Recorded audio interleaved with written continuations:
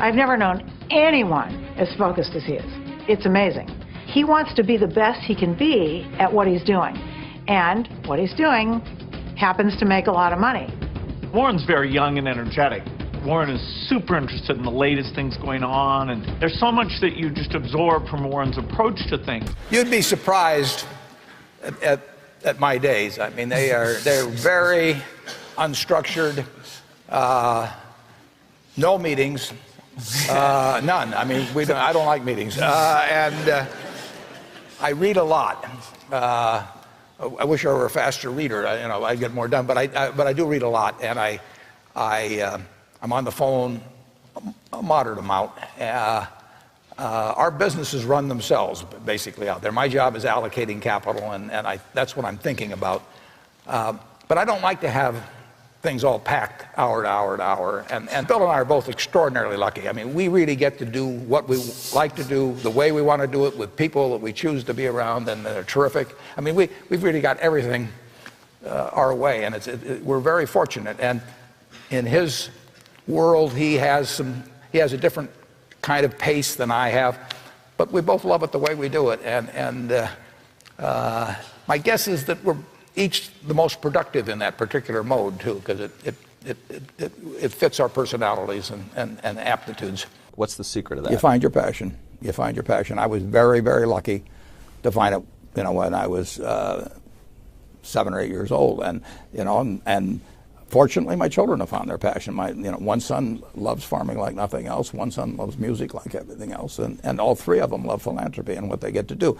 You're lucky in life when you find it, and you can't guarantee you're going to find it in your first job out. But I always tell the college students that come out, I say, take the job that you would take if you were independently wealthy. You're going to do well at it. If you think you're going to be a lot happier if you've got 2x instead of x, you're probably making a mistake. I mean, you ought to find something you like that works with that, and you'll get in trouble if you think that making 10x or 20x is the answer to everything in life, because then you will do things like borrow money when you shouldn't, or maybe cut corners on things that your employer wants you to cut corners on. Or it just doesn't make any sense. You won't like it when you look back on it.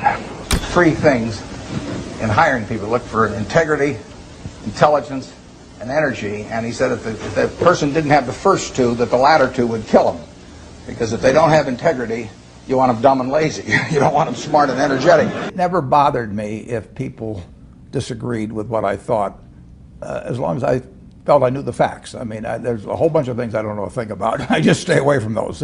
So I stay within what I call my circle of competence. Tom Watson said it best. He said, I'm no genius, but I'm smart in spots, and I stay around those spots. Well, I try and stay around those spots, and I just don't have a problem if somebody says, you're wrong on something. I go back and look at the facts, and I think that really is much more important, frankly, than having a few points of IQ or having an extra course or 2 in school or anything of the sort. You need emotional stability. I just read and read and read. I probably read 5 to 6 hours a day. I don't read as fast now as when I was younger, but I read 5 daily newspapers. I read a fair number of magazines. I read 10Ks, I read annual reports, and I read a lot of other things too. So I've always enjoyed reading. I love reading biography. Famous lesson about a margin of safety, that you don't drive a truck that weighs 9,900 pounds across a bridge that says limit 10,000 pounds, because you can't be that sure about it. If you see something like that, you go down a little further down the road and you find one that says limit 20,000 pounds, and that's the one you drive across. The nature of capitalism is that people want to come in and take your castle. It's perfectly understandable. I mean, if I'm selling television sets or something, there's going to be 10 other people that are going to try and sell a better television set. If I have a restaurant here in Omaha, people are going to try and copy my menu and give more parking and take my chef and so on. So capitalism's all about somebody coming and trying to take the castle. Now, what you need is a castle that has some durable competitive advantage, some castle that has a moat around it.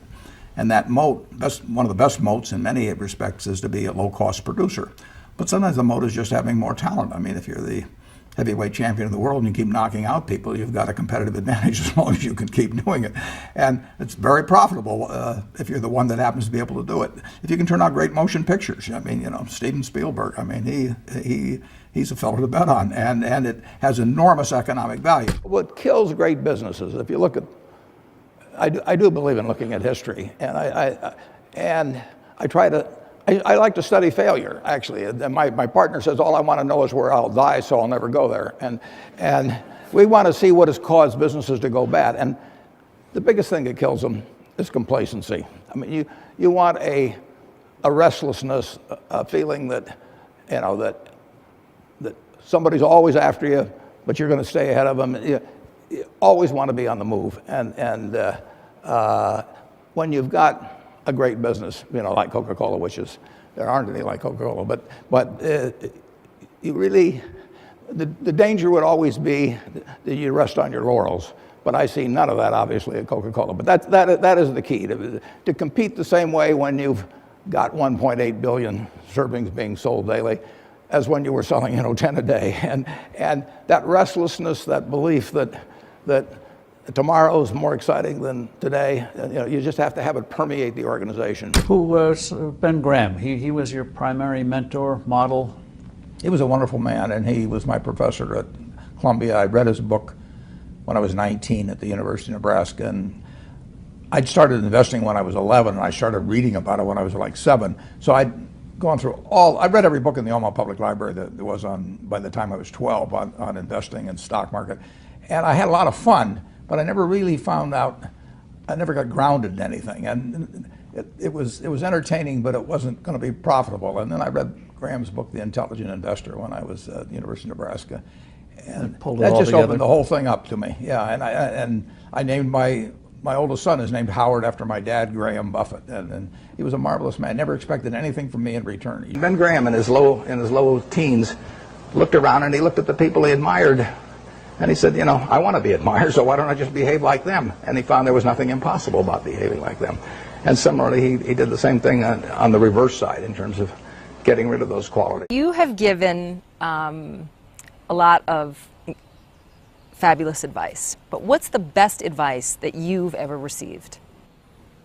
Well, I received it in a variety of forms, particularly from my father when I was very young. But I mean, he basically, I think, taught me how to live. Not that I did it perfectly or anything like that, but I mean, he was giving me lessons, but he wasn't doing it by preaching to me. He was doing it by example. But basically, well, the biggest lesson, in a sense, I got is the power of unconditional love. I mean, I think there is no power on earth like unconditional love, and I think that if you offer that to your child, I mean, you're 90% of the way home, and there may be days when you don't feel like it. It's not uncritical love.